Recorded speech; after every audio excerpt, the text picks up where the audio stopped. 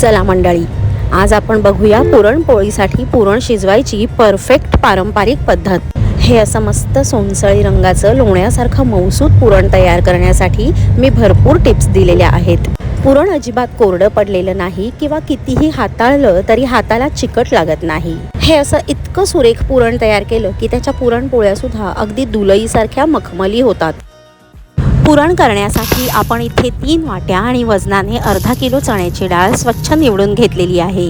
गूळ सुद्धा छान बारीक चिरून घ्यायचा आहे, म्हणजे पुरण शिजवताना तो त्यात लवकर विरघळतो। 3 वाट्या डाळीसाठी बारीक चिरलेला 3 वाट्या गूळ लागेल। वजनाने हा सुद्धा अर्धा किलोच आहे। सगळ्यात सुरुवातीला पुरणासाठी डाळ भिजत घालूया। त्यासाठी डाळीत मी 2 टेबलस्पून तांदूळ घातलेत। डाळ स्वच्छ धुवून भरपूर पाणी भरून 20 मिनिटं भिजायला ठेवायची आहे। तांदूळ घातल्यामुळे पुरण चिकट न होता छान मिळून येतं। मी 2 वर्षांपूर्वी पुरणपोळीचा जो व्हिडिओ बनवला होता, ज्याला 3 लाखाच्या वर व्ह्यूज आहेत, त्यातही सांगितलं होतं की पूर्वीच्या आपल्या आज्या-पणज्या पुरण शिजवताना त्यात राळ्याचे तांदूळ घालत असत। आता राळ्याचे तांदूळ काही सगळीकडे मिळत नाहीत, त्यामुळे तुम्ही आपल्या घरातला रोजच्या वापरातला जो कुठला तांदूळ असेल तो वापरलात तरीही चालेल। 20 मिनिटं होऊन गेलेली आहेत। आता आपण ही भिजवलेली डाळ शिजायला घालूया। डाळ भिजवलेलं पाणी काढून टाकूया आणि आता यात 3 वाट्या डाळीसाठी 3 मोठे ग्लास भरून पाणी घालूया। 1 टेबलस्पून तेल घालायचे, म्हणजे डाळ शिजताना ओतू जाणार नाही। अर्धा टीस्पून हळद घालूया, म्हणजे पुरणाला रंग सुंदर येईल। आता हे पातेलं असंच कुकर मध्ये ठेवून 4 ते 5 शिट्ट्या काढायच्या आहेत।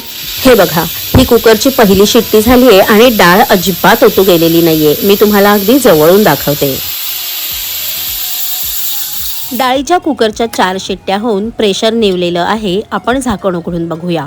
हे बघा, डाळ किंवा डाळीचं पाणी कुकरमध्ये सुद्धा ओतू गेलेलं नाही। आता ही सगळी डाळ चाळणीवरून निथळून घ्यायची आहे, म्हणजे आपल्याला वर कोरडी डाळ मिळेल आणि खाली आमटीसाठी कट मिळेल।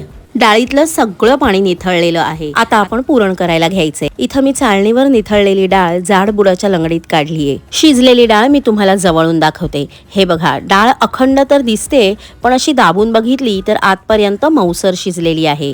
आता यात आपण गूळ घातलाय। 3 वाट्या डाळीसाठी 3 वाट्या गूळ आणि वजनाने गूळ सुद्धा अर्धा किलो आहे। डाळ आणि गूळ मंद गॅसवर शिजायला ठेवलंय। हे मिश्रण आपल्याला सतत परतवायचं आहे। धगीने जसजसा गूळ वितळत जाईल तसतसं मिश्रण पातळ होत जाईल।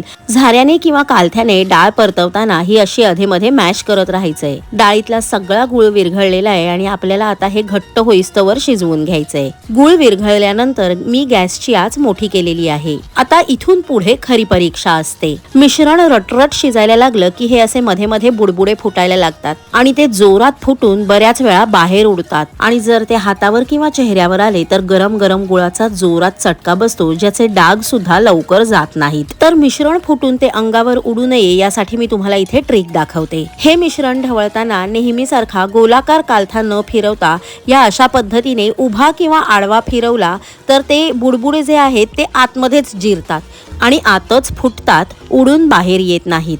किंवा तुम्हाला जर गोल कालथा फिरवायचा असेल तर या पद्धतीने मधोमध जोरात फिरवा, म्हणजे बुडबुडे आतच जिरतील आणि बाहेर उडणार नाहीत। पुरणाला 2-3 उकळ्या येऊन गेल्या की त्यात 1 टेबलस्पून तूप घालायचंय। तूप ऐच्छिक आहे, तुम्हाला आवडत नसेल, तुम्ही खात नसाल तर नाही घातलं तरीही चालेल, पण जर तूप घातलं तर पुरणाला सुरेख चव आणि गंध येतो आणि पुरणाचं टेक्स्चर अतिशय मुलायम होतं। तुम्ही बघू शकता पुरण आता हळूहळू आळत चाललंय। मोठ्या आचेवर पुरण इथवर शिजायला मला बरोबर 20 मिनिटं लागलेली आहेत आणि तुम्ही बघू शकता मोठ्या आचेवर शिजवल्यानंतरही पुरण तळाला अजिबात लागलेलं, चिकटलेलं नाही किंवा करपलेलं नाही आणि हा कालथा पुरणात अजिबात न डगमगता सरळ ताठ उभा आहे, म्हणजे आपलं पुरण व्यवस्थित शिजलेलं आहे। या स्टेजला गॅस बंद करूया।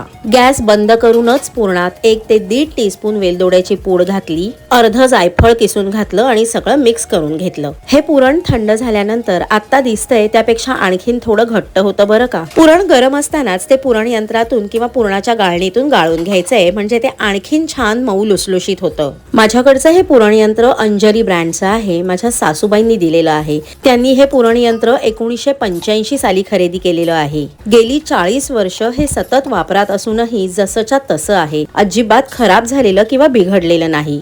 आणि हे बघा मस्त पिवळसर सोनसळी रंगाचं मऊ लुसलुशीत पुरण तयार आहे आणि किती छान झालंय बघा, मस्त मिळून आलंय, हाताला अजिबात चिकटत नाहीये. ही कमाल आहे आपण त्यात घातलेल्या तांदळाची. आणि अर्धा किलो डाळीचं हे जे आपण पुरण तयार केलेलं आहे यात भरपूर पुरण भरलेल्या 22 पोळ्या होतात. सो फ्रेंड्स, हा व्हिडिओ तुम्हाला आवडला तर त्याला लाईक करा, व्हिडिओ तुमच्या फॅमिली आणि फ्रेंड्स बरोबर शेअर सुद्धा करा आणि अशाच इनोव्हेटिव्ह रेसिपीज बघण्यासाठी सुहानीज किचनला सबस्क्राईब करा. भेटूया लवकरच एका नवीन रेसिपीसह, पण तोपर्यंत बाय बाय.